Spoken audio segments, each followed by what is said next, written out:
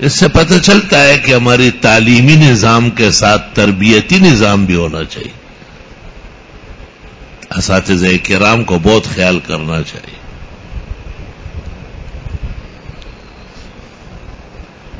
اس روایت کے ذیل میں حضرت الاستاذ نے معارف و سنن میں بہت چیزیں نقل کی ہے کہ یہ دائیں ہاتھ سے ہے، یہ بائیں ہاتھ سے، جیسے مسواک ہے دائیں ہاتھ سے، اس طرح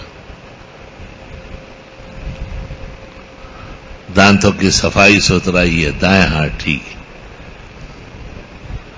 قمیص پہننی ہے کہتے دائیں ہاتھ سے، اور شلوار پہننی ہے تو بائیں ہاتھ سے. یہ فرق ذرا مشکل ہے بہت. قمیص اور شلوار میں کون سی پہلے پہنی جائے؟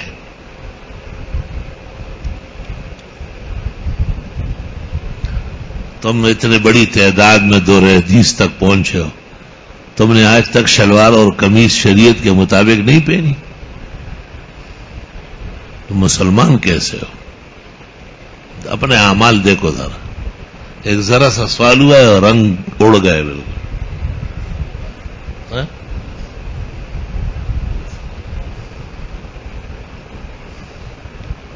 سوے پسی پسی گئی خبر نہیں شکوا پسی پسی بتیا تو کرتا ہے معشوم تھے پسی پسی یعنی پیشاب کرو.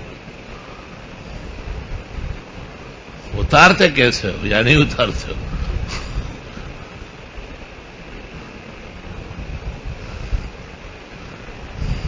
عجیب و غریب لوگ ہیں.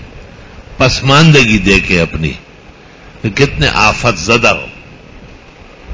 اگر جرت ہوتی اور اعمال صحیح ہوتے کھل کے کہتے، لیکن کھل کر اس لیے نہیں کہ کبھی سوچا ہی نہیں. یہاں نہ آتے تو قبر تک پہنچ جاتے، منکر نکیر ڈنڈے سوٹے لگاتے اور پوچھ بھی نہیں ہوتی. یہ تو خدا کا شکر کرو کہ زندگی میں احسن العلوم تمہیں آنا نصیب ہوا. آگے اعمال اختیار کرنا وہ آپ کے ذمہ ہے. ہم کم از کم دلالت کرتے، بتاتے ہیں کہ یہ باتیں سمجھنا چاہیے. بظاہر یہ معلوم ہوتا ہے کہ پہلے قمیص بدلی جائے. قمیص اتاریں گے پہلے تو پہلے ہی پہنیں گے، اور اس کے بعد نچلا والا کپڑا وہ تبدیل کیا جائے. ایک عالم نے لکھا ہے کہ نہیں نیچے سے شروع ہوتا ہے، لیکن جب میں نے سوال کیا اس سے کہ اس میں کوئی نص موجود ہے کیا، اثر آیا ہے، تو خاموش ہو گیا. تاہم اگر آپ کہیں صراحت دے کے تو ہمیں بھی آگاہ کریں. وَقُلْ رَبِّ زِدْنِي عِلْمًا. اللہ پیغمبر کو کہتے کہ باقاعدہ دعا کرو کہ خدایا میرا علم بڑھا لے. تذکرہ جب ہوگا تو قمیص کا ہوگا، شلوار کا نہیں ہوگا. سرابیلہم من قطران، جہنمیوں کا بھی یہ تذکرہ ہو رہا ہے کہ ان کی قمیصیں گندک کی ہوگی. حالانکہ سراویل بھی کہہ سکتا ہے قرآن. سرابیل سربال کی جمع ہے، اوپر والے کپڑے کو کہتے ہیں، اور سراویل سروال کی جمع ہے، نیچے والے. اسی سے شلوار ہے نا، اصل میں سروال ہی ہے.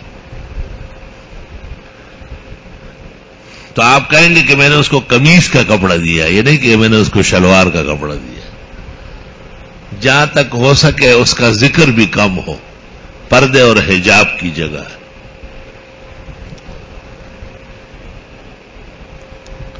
لا الہ الا اللہ.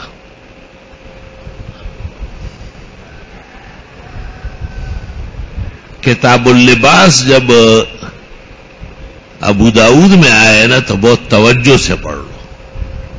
ابو داؤد کی کتاب اللباس بہت مفصل ہے. شرائط نرم ہے تو سب حدیثیں لے آیا. بخاری کی کتاب اللباس اس سے بھی طویل ہے، لیکن شدت شرائط کی وجہ سے چیزیں رہ گئی.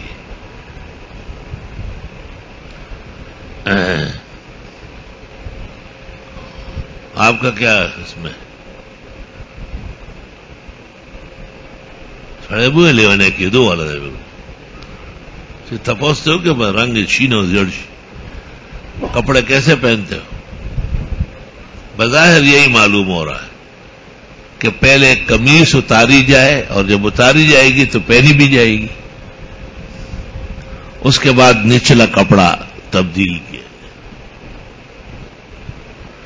بعض حضرات کا خیال یہ ہے کہ عمارت نیچے سے اوپر جاتی ہے،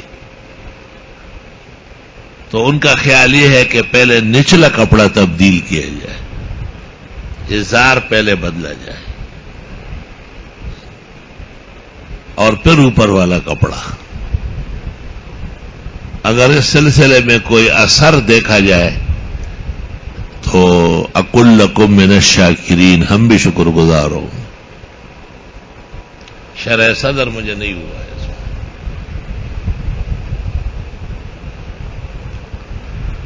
کہتے ہیں کہ قمیص اور شلوار دونوں میں شلوار کا پردہ کرایا جائے، اس کے اوپر قمیص بچھائے۔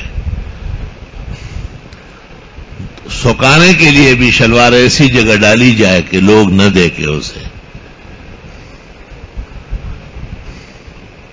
اور شلوار کندھے پہ ڈال کر غسل خانے جانا احمقانہ فعل ہے، اس شخص کی عقل اڑ جائے گی بالکل۔